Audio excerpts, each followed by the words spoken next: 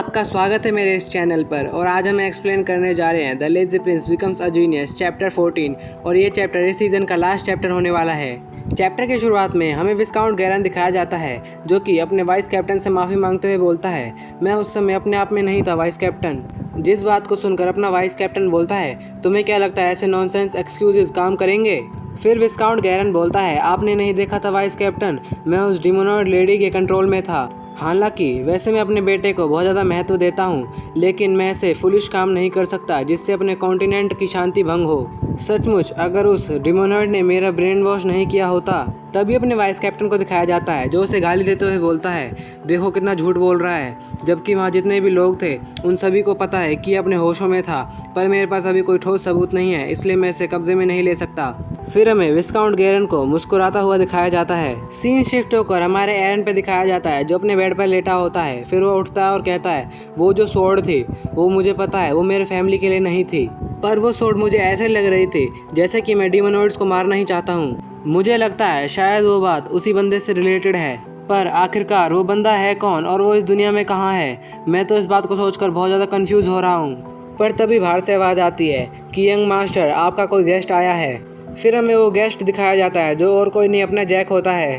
पर जैक बोलता है, सबसे पहले यंग मास्टर आपको मैं ग्रीट देता हूँ, जिसके जवाब में एरन हाँ कहता है और कहता है कि तुम यहाँ क्यों आए हो? जिसके जवाब में जैक बोलता है, मैं आपसे मिलने के लिए इसलिए आया हूँ ताकि मैं आपको सब एजुकेशन की एक बात बता सकूँ, पर उससे पहले मैं आपको थैंक यू करना चाहूँगा। जिसे सुनकर एरन बोलता है, मैं आपकी बात नहीं समझ पाया जैक। उसके बाद अपना जैक बोलता है कि जब मैं हॉस्टेज बना पड़ा था तो किसी को मेरी लाइफ की परवाह नहीं थी, ना ही वाइस कैप्टन, मेरे सबॉर्डिनेट्स, साथ ही गैरन फैमिली के बंदे। जिस बात को सुनकर अपना एरन अपने मन में बोलता है, नहीं ऐसी बात नहीं है, उस समय मैं सिर्फ उस डिमोनॉइड को किल करने के बारे में ही सोच रहा था, ना कि मैं उन दोनों हॉस्टेज के बारे में सोच रहा था। और जैक आगे बोलता है, अगर आप वहाँ ना होते तो जाहिर तौर पर मैं वहीं मर जाता, इसलिए मैं आपका तहे दिल से शुक्रिया करना चाहता हूँ और मेरे पास एक और बात है आपको बताने के लिए। तभी जैक बोलता है, मैं ही वो बंदा हूँ जिसने आपके खाने में पॉइजन मिलाया था। मैं आपको पूरी बात बताऊंगा, पर उससे पहले हम दोनों को बैठ जाना चाहिए। फिर जैक बोलता है, ये मेरा लीगल ऑर्डर था, पर मुझे ऐसा कभी नहीं करना चाहिए था। ये एक ऐसी चीज़ है जिसे करने से मैं बहुत ज़्यादा पछता रहा हूँ और एक नाइट होने के नाते मैं इसे कभी नहीं सह पाऊँगा। और अगर मेरे वर्ड्स इसके लिए काफ़ी नहीं है तो मैं सच में आपसे बहुत ज़्यादा माफ़ी मांगना चाहता हूँ यंग लॉर्ड। मैं कोई भी पनिशमेंट एक्सेप्ट कर लूँगा जो भी आप बताओगे।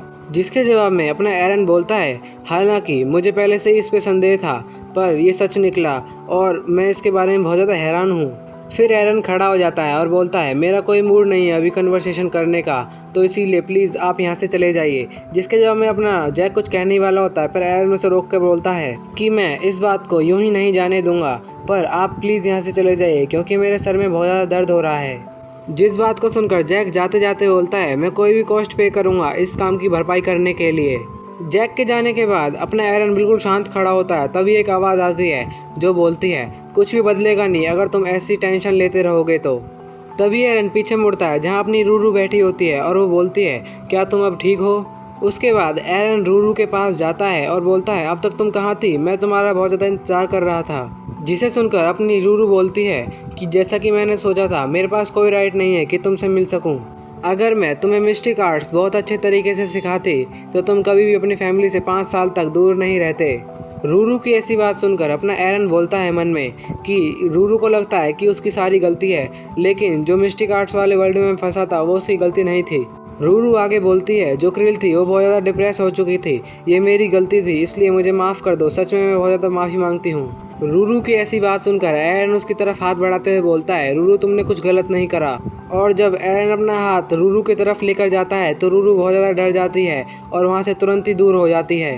रूरू बोलती है कि तुम मुझे टच मत करो, मैं एक मिसफॉर्चून वाली कैट हूँ जो कि एक काली बिल्ली है। जिस बात को सुनकर एरन बोलता है, ये सभी तुम पर लागू नहीं होता क्योंकि ये एक अंधविश्वास है। जिसका जवाब देते हुए रूरू बोलती है कि अंधविश्वास में भी ताकत होती है, अगर एक कमज़ोर बंदे पर सभी विश्वास करे तो बहुत ज़्यादा ताकतवर हो जाता है, इसीलिए अगर इस बात पर भी बंदे विश्वास करेंगे तो ये बात सच हो सकती है। पर जो हमारा एरन होता है वो किसी बात पर ध्यान न देते हुए बस वहाँ चुपचाप खड़ा होकर रूरू को पकड़ने की कोशिश कर रहा होता है और दूसरी तरफ रूरू बोल रही होती है कि मैं मिस फॉर्चून लाती हूँ और अगर मैं तुम्हारे साथ रहूँगी तो तुम्हारा मिस फॉर्चून आ जाएगा, इसीलिए मैं तुम्हारे सामने और ज़्यादा देर तक अपीयर नहीं होना चाहती। पर तभी एरन रूरू को पकड़ लेता है और रूरू बोलती है, ये तुम क्या कर रहे हो एरन, तुम मुझे जाने दो, अगर तुम मुझे पकड़ोगे तो तुम्हें मिस फॉर्चून मिल जाएगा, इसलिए मुझे अभी जाने दो। तभी एरन रूरू से बोलता है, आज से जितनी भी काली बिल्ली हैं वो एक गुड फॉर्चून मानी जाएंगी। जिसके जवाब में अपनी रूरू बोलती है, तुम ये क्या बोल रहे हो, मैंने तुम्हें बताया है ना, जो काली बिल्ली होती हैं वो मिस फॉर्चून का सिंबल होती हैं। जिसके जवाब में एरन मुस्कुराता हुआ रूरू से बोलता है, आज से पर ऐसा नहीं होगा, क्योंकि आज से हम दोनों एक साथ रहेंगे। मैं ये बिलीव करता हूँ और जो मेरा बिलीव है वो बाकी सभी से बहुत ज़्यादा ताकतवर है, इसलिए मैं ये बिलीव करता हूँ कि तुम एक अच्छी कैट हो जो कि मिस फॉर्चून ना लाकर एक गुड फॉर्चून लाती है। जिस बात को सुनकर जो अपनी रूरू है वो रोने लगती है और वो एरन को गले लगाकर बोलती है, मैंने तुम्हें बहुत ज़्यादा मिस करा था एरन।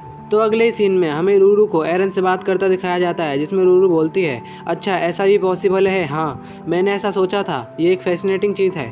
जिसके जवाब में जो अपना एरन है वो बोलता है कि जो मेरे को नहीं पता था, जो मेरे स्वॉर्डमैनशिप के जो दोस्त थे वो भी सपने में अपीयर हो जाएंगे। फिर रूरू बोलती है कि जो तुम अपनी स्वॉर्ड को मैनिफेस्ट कर सकते हो मिस्टिक आर्ट से, ये तो मैं पहले से ही जानती थी कि तुम मिस्टिक आर्ट्स में कुछ अच्छा ही करोगे। जिसको सुनकर अपना एरन बोलता है, क्या तुम्हें ये बात पहले से ही पता थी। जिसके जवाब में रूरू बोलती है, ऑब्वियसली जब से तुम उस मिस्टिक वर्ल्ड से बाहर निकले हो तब से ही मैं तुम्हारे साथ हूँ। जिसको सुनकर एरन बोलता है, क्या। रूरू आगे बताती है, मैंने अपने आप को सफ़ेद बिल्ली में बदल लिया था जब तुमने मुझे पहली बार देखा था, साथ ही उन पर्चियों को मैं ही देती थी जिसमें लिखते थे कि उनमें जहर है। तभी रूरू कहती है, एरन क्या मैं तुमसे कुछ बात पूछ सकती हूँ। और रूरू आगे बोलती है, जब मैंने तुम्हें उस डिमोनॉइड के एंगेज देखा था तो मुझे तुम थोड़े अनफेमिलियर लगे थे, क्या कोई बात हुई है।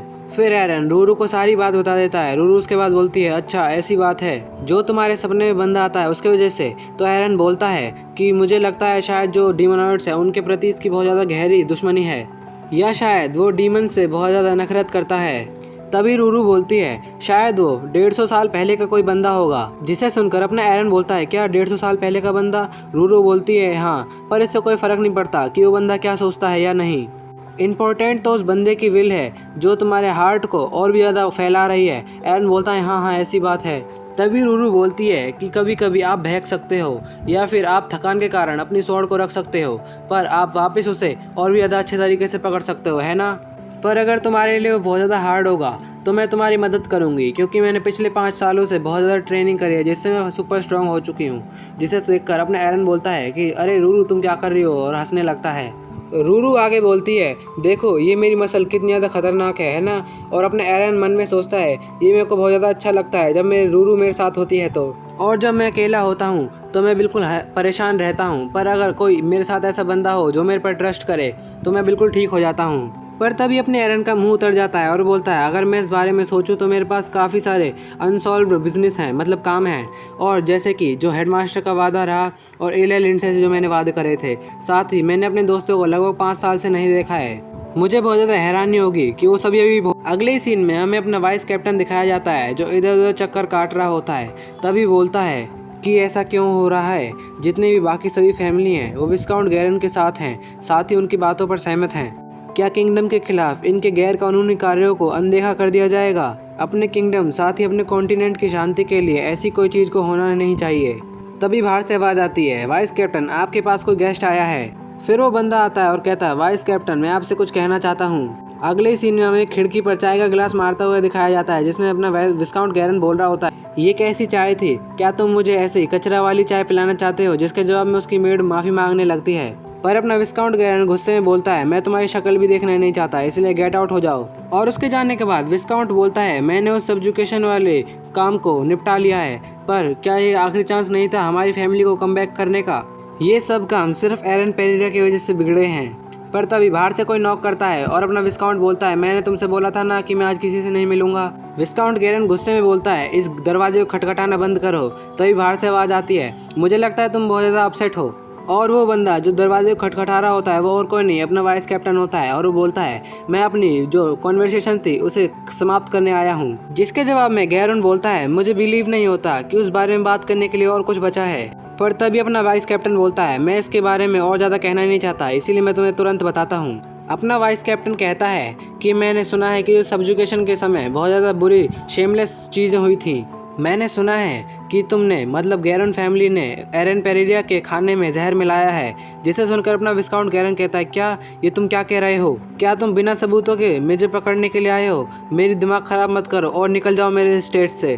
तभी अपना वाइस कैप्टन कहता है कि अगर तुम क्या करोगे अगर मेरे पास कोई एविडेंस हुआ तो।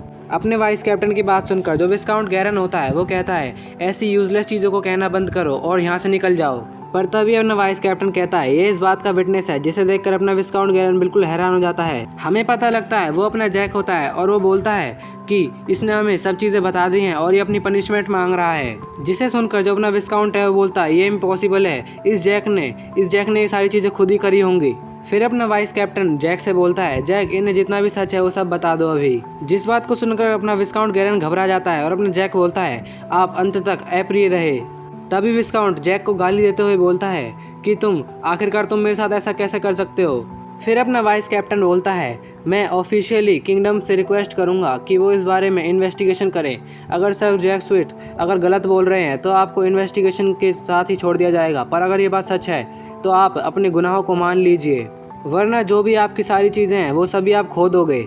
उसके बाद अपना कैप्टन वहाँ से बाहर निकलता है। जितने बंदे होते हैं बोलते हैं, क्या ये सॉल्व हो गया और अगला क्या है? तभी अपना जो कैप्टन होता है वो घोड़े पर चढ़ता है और बोलता है, मैं पेरेरा स्टेट जा रहा हूँ, मुझे कुछ काम है इसलिए मैं वापस लौटूंगा कुछ समय बाद। फिर वाइस कैप्टन जाते जाते बोलता है अपने मन में कि मुझे एरन पेरेरा को अपने नाइट ऑर्डर में लेना चाहिए, भले ही कुछ भी हो। तभी अपना वाइस कैप्टन वहाँ पहुँच जाता है और बोलता है, क्या एरन वापस अपने क्रोनो स्वॉर्डमैनशिप अकेडमी में चला गया है? मैंने सुना था कि उसने वहाँ जाने से रिफ्यूज़ कर दिया था। जिसके जवाब में एरन के फादर बोलते हैं, उसने बोला उसको कोई काम है और वो वैसे भी 5 साल से उधर का ऑफिशियल कैंडिडेट है। फिर वाइस कैप्टन जाते जाते अपने मन में सोचता है कि मैं लेट हो गया और वो अपने एरन के फादर से बोलता है, आपका जो बेटा है वो बहुत ज़्यादा अमेजिंग है, साथ ही वो इस किंगडम का ट्रेजर है, नहीं वो इस कॉन्टिनेंट का ट्रेजर है। जिसके जवाब में एरन के फादर बोलते हैं, मैं बहुत ज़्यादा खुश हूँ कि आप मेरे बेटे को इस नज़रिए से देखते हैं। उसके बाद हमें अपने एरन का सीन दिखाया जाता है जो कि क्रोनो स्वॉर्डमैनशिप अकेडमी के लिए निकल गया होता है। तभी रूरू एरन से पूछती है, एरन क्या जो तुम्हारे स्वॉर्डमैनशिप अकेडमी के जो मास्टर है वो सच में अमेजिंग है? जिसके जवाब में एरन बोलता है कि हाँ, मैंने सुना है कि वो इस पूरे कॉन्टिनेंट में सबसे ज़्यादा अच्छे स्वॉर्डमैनशिप वाले बंदों में आते हैं। साथ ही वो पहले इंसान थे जिन्होंने मुझे सही डायरेक्शन में फोर्स किया जाने के लिए। साथ ही मैं उन्हें बहुत ज़्यादा रिस्पेक्ट देता हूँ और मैं इस बात को भी मानता हूँ जब मैं अगर उनसे मिलूँगा तो मुझे कुछ अच्छी एडवाइस मिलेगी, पर यह बात अलग है कि वो मेरे सपनों के बारे में कुछ सही बता सकें। जिसके जवाब में रूरू बोलती है, किसे पता कि वो तुम्हारे सपने के इशू को बता सकते हैं। जिसके जवाब में अपना एरन बोलता है, क्या ये डिफ़िकल्ट नहीं होगा? तभी रूरू बोलती है कि तुमने बोला था ना कि वो इस कॉन्टिनेंट के सबसे ग्रेटेस्ट स्वॉर्ड्समैन है। जिसके जवाब में अपना एरन बोलता है, हाँ पर लेकिन। तभी रूरू बताती है कि इससे कोई फ़र्क नहीं पड़ता कि वो किस फील्ड में सबसे ज़्यादा ताकतवर है, पर वो कॉन्टिनेंट में बेस्ट हैं, इसलिए वो मिस्टिक आर्ट्स के जैसे ही है कुछ। और साथ ही उनका कोई लॉजिक नहीं बनता क्योंकि वो इतने ज़्यादा पावरफुल होते हैं।